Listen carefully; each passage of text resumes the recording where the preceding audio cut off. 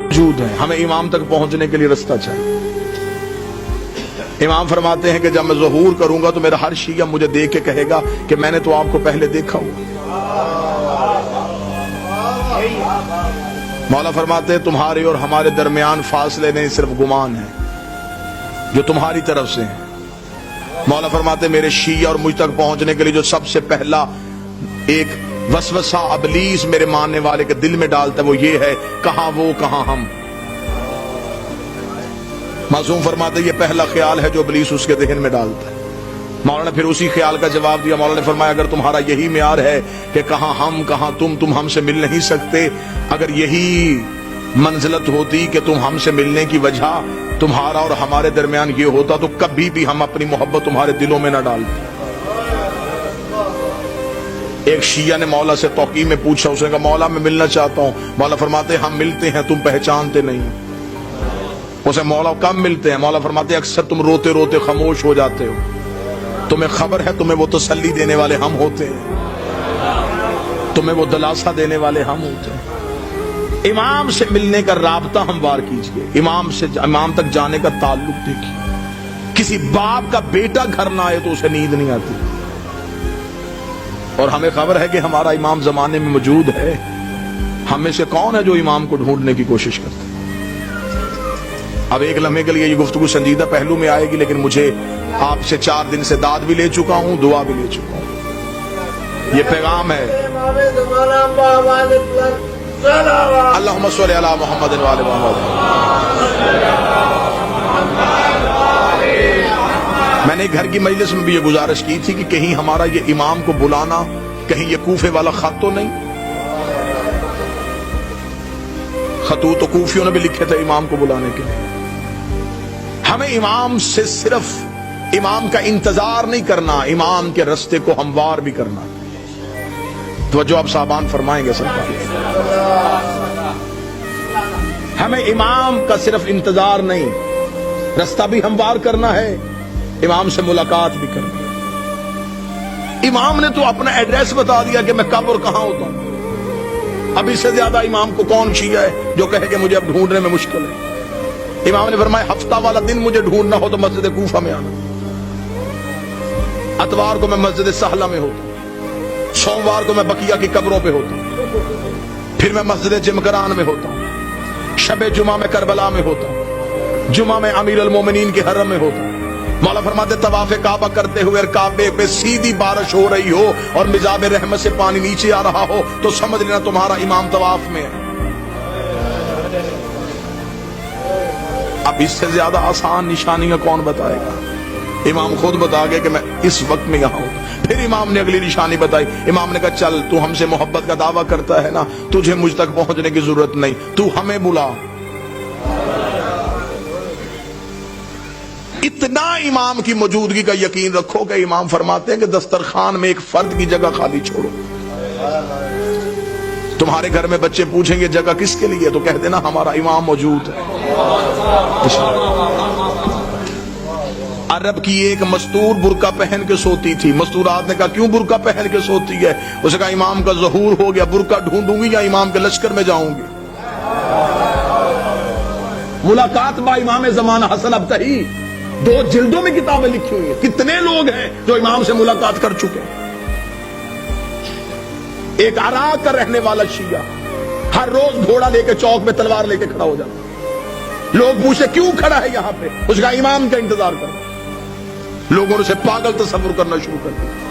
ایک دن کسی نے مذاق میں کہا تو یہاں کھڑا ہے، امام تو وہاں آ چکے ہیں۔ اس نے اپنے گھوڑے کا رخ موڑا، دوڑا اور پھر کبھی بھی واپس نہ آیا۔ یقیناً وہ امام کے لشکر میں شامل ہے۔ امام تو ہمارے اتنا کر۔ ایک شخص نے ایک عارف سے آ کے شقیق نے کہا کہ میں مولا سے ملنا چاہتا ہوں، مجھے کوئی عمل بتائیے جو میں کروں اور امام سے ملاقات ہو۔ موضوع پسند ہے سرکار؟ یا علی مشکلوں کا پوچھ، مجھے کوئی عمل بتائیے میں مولا سے مل سکوں۔ انہوں نے کہا عمل یہ ہے کہ رات کو تیز نمک والا کھانا کھا کے سونا۔ اس نے کہا کیوں؟ فرمایا بس تیز نمک والا کھانا کھا کے سو گیا، صبح آیا میں سو گیا تھا دی رات، لیکن زیارت نہیں ہوئی. اسے کہا خواب میں کیا دیکھتا رہا؟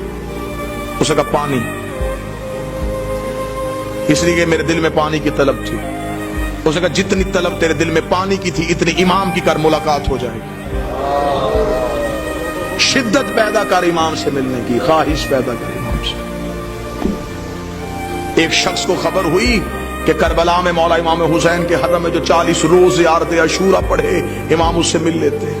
اور یہ آج بھی ہے، منقول ہے روایات میں کہ حرم امام حسین میں زیارت عاشورہ کا 40 روز کا عمل کیا جائے تو امام مل لیتے ہیں.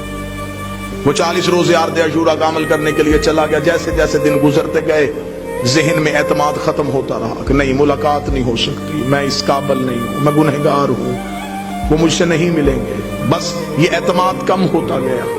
دن قریب آنے شروع ہو گئے، ذہن میں آیا گھر واپس چلا جاؤں، بچے اکیلے ہوں گے، کاروبار تباہ ہو رہا ہوگا. گھوڑے پہ بیٹھا اور حدود حرم سے نکلا. جب وہ کربلا سے نکل رہا تو ایک گھوڑا سوار اس کے ساتھ چلا.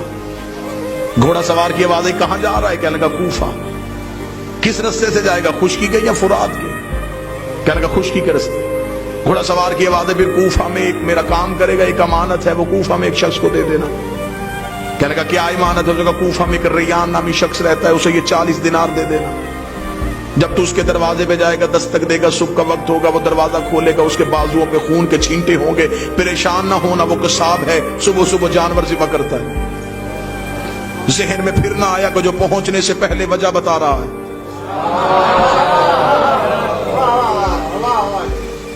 اور یہ مولا سے ملاقات کا عارفین کہتے ہیں کہ سب سے پہلا جو کام ہوتا ہے جب مولا سے ملاقات ہوتی ہے، سب سے پہلے دماغ کی سوچیں وہیں پہ رک جاتی ہیں. یہ حجت سے ملاقات کی سب سے بڑی نشانی ہے. دماغ وہیں پہ رک جاتا ہے. جب ملاقات ختم ہوتی ہے تو پھر وہیں سے شروع ہوتا ہے. اس لیے معراج کی رات ہر چیز وہیں کی وہیں رک گئی تھی.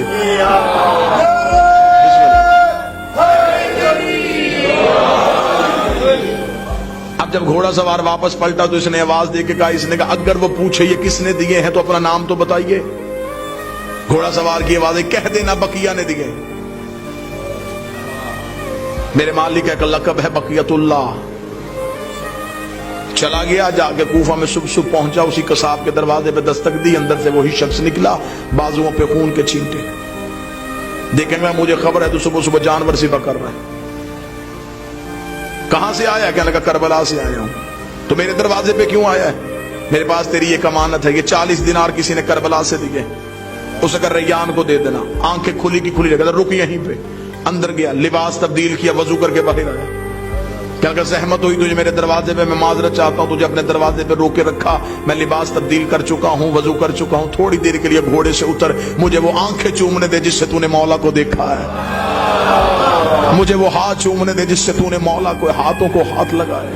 یہ پریشان ہو گیا تھا، کون سے مولا ہے؟ اسے کہا یہ کیا تمہیں صاحب الامر نے نہیں دی گئی؟ کہنے لگا کون سے صاحب العصر؟ کیا وہ امام زمان تھے؟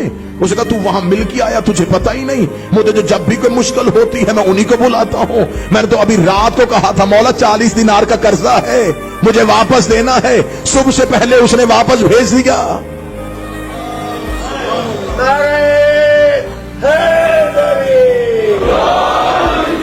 مولا فرماتے اتنا مجھ پہ یقین کرو. جب تمہارا یقین اتنا بڑھ جائے گا پھر تم اپنی مشکل کسی کو بتاؤ گے نہیں.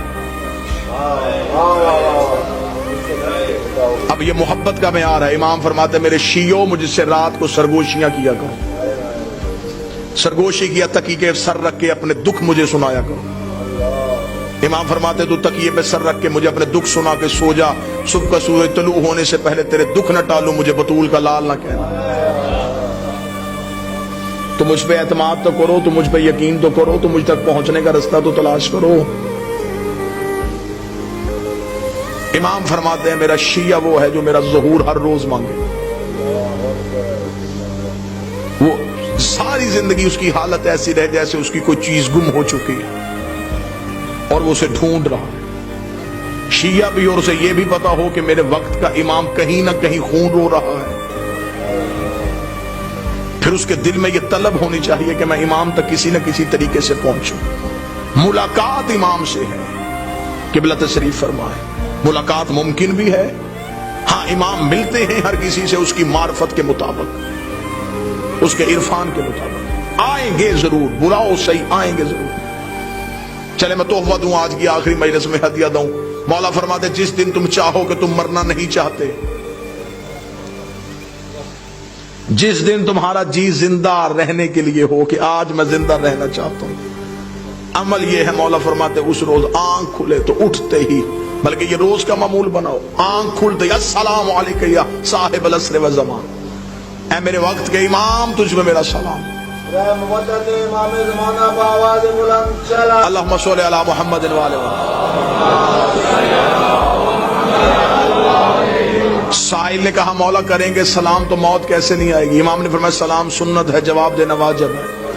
تم سلام کرو گے وہ جہاں بھی ہے واپسی میں جواب دے گا علیک السلام. جب وہ کہہ دے سلامتی ہو تو پھر موت کیسے آ سکتی؟ اب امام تک پہنچنے کا رستہ کس نے تعین کرنا ہے؟ جب حجت موجود ہو تو پھر ہمیں غیر کے دروازے پہ جھکنے کی ضرورت نہیں رہے. سرکار اب ہمارا امام تک پہنچنے کا ایک ہی ذریعہ ہے، اپنے توکل کو بلند کیجئے، اپنے اعتماد کو بحال کیجئے، یقین کی منزل پہ آئیے اور یہ یقین رکھیے کہ ہمارے وارث موجود ہیں، ہمارے امام ہمیں دیکھ رہے ہیں. جب یہ یقین آ جائے گا نا کہ امام موجود بھی ہیں دیکھ بھی رہے ہیں، پھر گناہ کون کرے؟ جو بیٹا باپ کے سامنے سگریٹ نہیں پیتا، جب اسے یہ ذہن میں ہو کہ میرا امام موجود ہے، پھر وہ غلطی کیسے کرے؟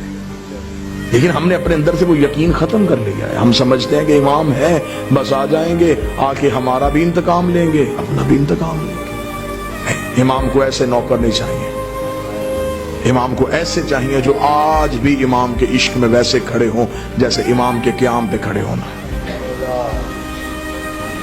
ہم ظہور کے بالکل قریب ہیں، اور یہ جو آج چھوٹے چھوٹے مسئلے مسائل، یہ مسئلہ وہ مسئلہ، یہ مسئلہ وہ مسئلہ، یہ مسئلے نہیں ہیں، یہ امام کا چھان باریک ہو رہا ہے.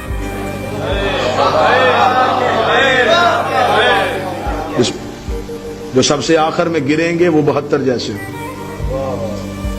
مولا نے فرمایا ہمارے ظہور کے، میرے آخری بیٹے کے ظہور کے وقت سب سے مشکل چیز ہمارے شیعوں کے لیے ہوگی اپنے عقیدے کا تحفظ کرنا. مال چوری ہونے سے بچایا جا سکتا ہے، اور عقیدہ چوری ہونے کا خطرہ اس لیے بھی زیادہ ہو جاتا ہے جب چوکیدار ہی چوروں سے مل جائیں.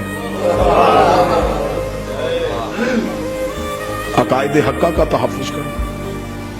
ہم حجت کے قریب جا رہے ہیں. مولا فرماتے جب میرے شیعوں کے روزانہ کے اعمال میرے سامنے آتے ہیں تو آپ یہ جملہ سمجھیے گا، اور اس کے بعد پھر گناہ کرتے ہوئے ایک بات ذہن میں، یہ میری روایت کو ضرور آنے دیجیے.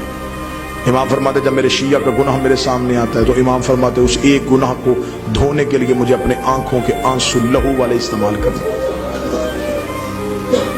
مولا اپنے آنسوؤں سے اس شیعہ کے اس گناہ کو دھوتے،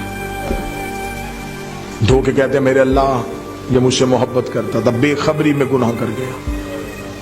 اس لیے مولا نے فرمایا میرے شیعوں ہمارے لیے شہرت کا باعث بننا، میری آنکھ میں آنسو کا باعث نہ بننا.